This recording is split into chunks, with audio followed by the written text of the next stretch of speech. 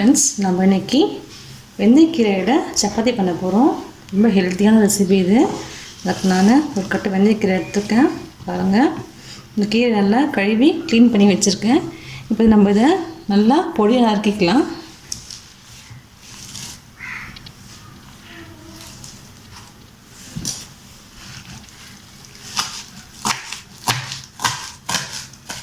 நல்லா பொடியை நறுக்கிக்கோங்க. அப்போ தான் உங்களுக்கு மாவில் பிசையும் போது உங்களுக்கு கரெக்டாக இருக்கும். இன்னும் நல்லா பொடியை நறுக்கி வச்சுக்கோங்க. இதே மாதிரி எல்லா கீரையும் நம்ம பொடியை நறுக்கி வச்சுக்கலாம். பாருங்கள், நல்லா கீரையை பொடி நறுக்கியாச்சு. இப்போ நம்ம இதுக்கு தேவையான மாவு எடுத்துக்கலாம்.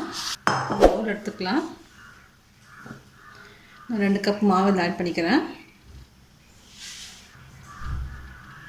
2 கப் கோதுமை மாவு ஆட் பண்ணிக்கிறேன். அதோட 1/4 கப்பு கடலை மாவு ஆட் பண்ணிக்கிறேன். நான் 1 ஸ்பூன் இதில் இஞ்சி பூண்டு பேஸ்ட் போட்டுக்கிறேன்.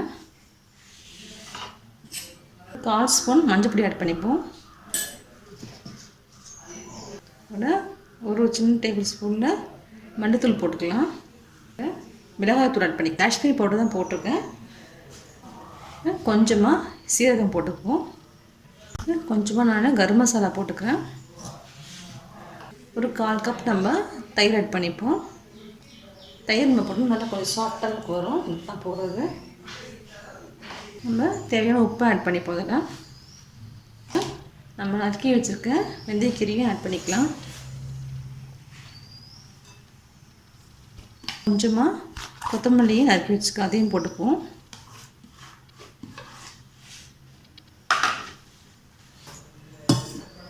நம்ம எல்லாம் கலந்து விட்டுக்கலாம். இப்போது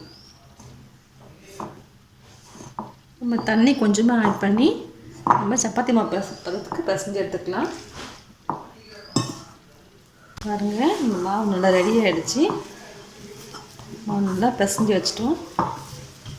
இதுக்கு மேலே கொஞ்சமாக நம்ம ஆயில் அப்ளை பண்ணிக்கலாம். கொஞ்சமாக நம்ம ஆயில் ஊற்றிக்கலாம் மேலே.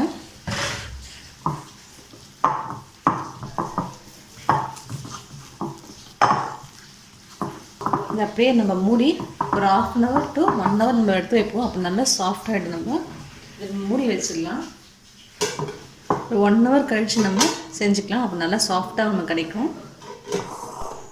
இந்த மாவு நல்லா ரெடி ஆகிடுச்சு. சாஃப்டாக பாருங்கள். நம்ம இப்போ தான் உருண்டை பிடிச்சிக்கலாம். நம்ம திரட்டி எடுத்துக்கலாம்.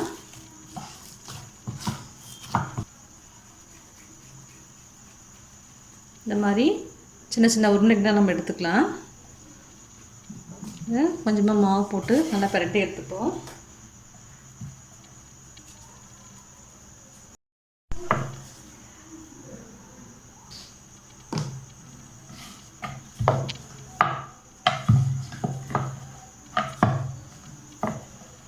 நல்லா மெலிசு தட்டிக்குங்க. உங்களுடைய ஷேப் ஏற்ற மாதிரி நல்லா பெருசு தட்டிக்கலாம். மெலிசா பாருங்க, நல்லா தட்டிச்சு மெலிசா. இதே மாதிரி எல்லா மாவையும் திரட்டி வச்சுக்கலாம்.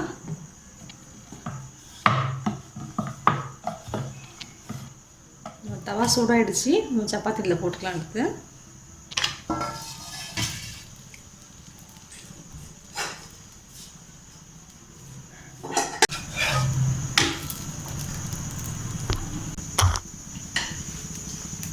நல்லா பொங்கி வந்தோடனே நம்ம நெய் தடவிக்கலாம். நெய் இல்லை எண்ணெய் எதுவும் தடவிக்கலாம். இல்லை நெய் அப்ளை பண்ணிக்கோங்க. நல்லாயிருக்கும் அப்போ உங்களுக்கு சாப்பிடும்போது.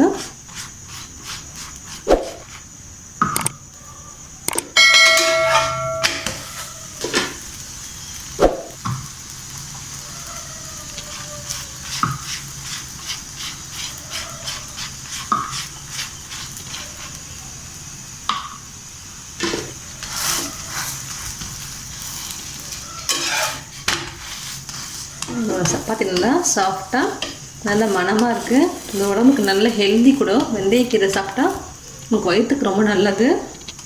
வயிற்று புண்ணெல்லாம் உங்களுக்கு நல்லா சரி செய்யப்படுகிறது. இது சப்பாத்தியாக கொடுத்தீங்கன்னா எல்லாருமே சாப்பிடுவாங்க. என்னென்ன சிறு கசப்பு அதில் இருக்கும். அதனால் நம்ம கடைஞ்சி கொடுத்தோம்னா பசங்க சாப்பிட மாட்டாங்க. இந்த மாதிரினா எல்லாருமே சாப்பிட்லாம். நமக்கு உடம்புக்கு ஹெல்த்தியும் கூட. நம்ம இதே மாதிரி எல்லாம் சப்பாத்தி சுட்டு எடுத்துப்போம்.